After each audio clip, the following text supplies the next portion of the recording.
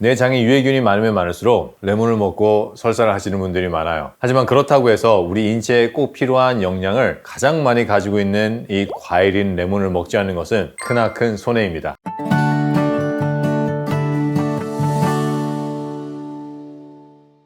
안녕하십니까, 김병재 박사입니다. 오늘은 이 레몬즙을 만들 겁니다. 레몬즙은 강력한 항산화 비타민인 비타민 C와 비타민 E가 아주 풍부합니다. 비타민 C는 아주 강력한 항산화 역할을 하기 때문에 우리 인체에 들어오는 모든 독소를 즉시 다 파괴시켜 버립니다. 비타민 E 또한 아주 강력한 항산화제입니다. 그렇기 때문에 우리가 항산화 비타민 하면은 가장 먼저 떠올리는 것이 바로 비타민 C와 비타민 E입니다. 이 비타민 C와 E는 우리가 항상 많이 먹어주는 것이 필요해요. 왜냐하면 우리는 계속해서 독소에 노출되어 있고 또 우리의 잘못된 생활 습관 때문에 독소가 인체에 들어오기 때문에 그렇습니다. 하지만 여러 연구 자료를 살펴봐도 이 비타민 C를 영양제로 먹었을 때 또는 정맥 주사로 먹었을 때는 이 강력한 항산화 역할을 하지 못한다는 겁니다. 특히 비타민 E는 영양제로 먹었을 때 오히려 인체에 암까지 일으킬 수 있는 아주 심각한 문제를 만드는데요. 그래서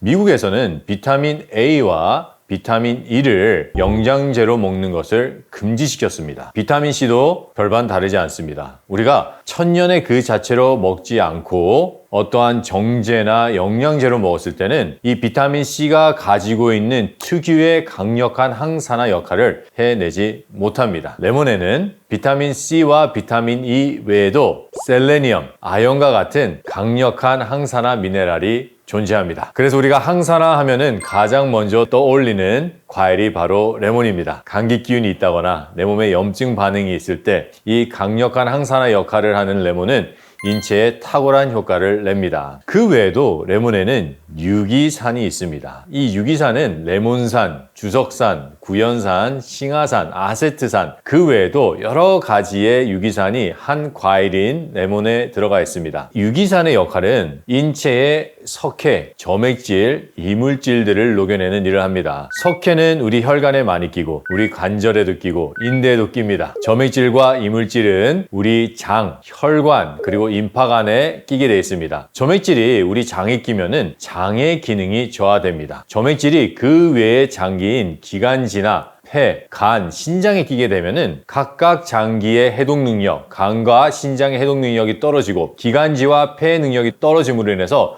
충분한 산소의 교환이 이루어지지 않게 되어 있습니다. 이렇게 점액질은 우리 장에서는 흡수의 기능을 저하시키고 각종 해독 장기에서는 해독의 기능을 저하시키고 산소 교환의 능력을 해야 되는 폐에서는 그 능력을 떨어뜨리는 일을 하기 때문에 점액질은 인체에서 배출이 돼야 됩니다. 이물질 또한 마찬가지입니다. 우리가 가공식품으로 인해서 먹은 이물질들은 혈관과 임파관과 각종 장기에 쌓이게 되어 있습니다. 그래서 석회, 점액질, 이물질을 인체에서 내보내야 되는데 이러한 것을 내보낼 때 꼭 필요한 영양이 유기산입니다. 그 중에서도 우리가 오늘 주목할 것은 바로 석회입니다. 이 석회는 특히 우리 혈관과 관절과 인대에 많이 끼게 돼 있는데 병원에 가서 혈관에 석회가 많이 꼈습니다. 또는 유방에 석회가 꼈습니다. 이러한 말들 들어보셨을 겁니다. 이 석회가 어떻게 끼는지 우리가 아는 것은 상당히 중요합니다. 우리가 치아를 잘 돌보지 않으면 치석이 생깁니다. 치아에 약간 누렇고 살짝 하얗게 끼는 이 치석과 똑같은 구조를 가지고 있는 게 바로 혈관과 석회와 유방에 끼는 석회들입니다. 그러므로 만약에 어떠한 영양이 치석을 녹일 수가 있다면 그 영양은 혈관과 관절과 유방에 끼인 석회 또한 녹여낼 수 있는 겁니다. 우리가 레몬을 먹기 시작을 하면은 처음에 먹을 때는 이가 시리지가 않아요. 하지만 어느 정도 먹다 보면은 이가 시리다고 하시는 분들이 계십니다. 그건 왜 그러냐면은 우리 치아에 치석이 꼈을 때는 이 치아 윗부분을 이렇게 잇몸과 닿는 부분에 치석이 가장 많이 껴요. 그래서 잇몸이 이렇게 내려오고 치아가 이렇게 올라가서 딱 맞붙는 부분에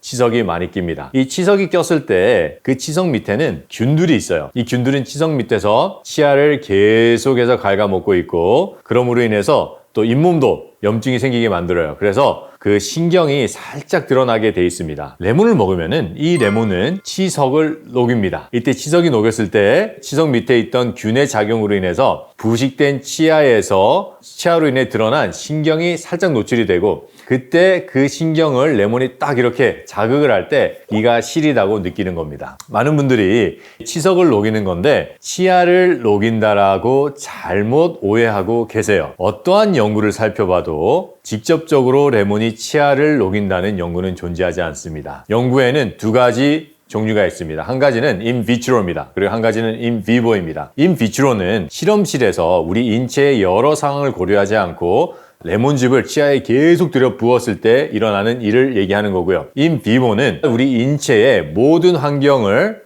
즉 우리 인체에서 하는 실험입니다. in vitro에서는 어떠한 논문을 보면은 레몬이 치아를 녹일 수도 있다는 논문은 있지만은 in vivo, 즉 인체 실험에서는 레몬은 치아를 녹이지 못합니다. 왜냐하면은 우리가 레몬을 딱 먹기 시작할 때 군침이 돌잖아요. 우리가 쉬기 때문에 침이 싹 돕니다. 이때 나오는 침에는 인이 있고요. 그리고 바이카르브라는 강력한 알칼리 물질이 분비되기 시작을 합니다. 이때 우리가 레몬즙을 싹 마시잖아요. 그럼 레몬즙에 있는 그 산성과 알칼리가 만나서 중성화시킵니다. 그래서 여러한 논문들이 밝혀놨듯이 인체에서 레몬이 들어와서 원래의 산도를 회복하기까지는 1.5초에서 2초 정도밖에 걸리지 않습니다. 이 시간은 레몬이 치아를 부식시키기에 너무 짧은 시간입니다.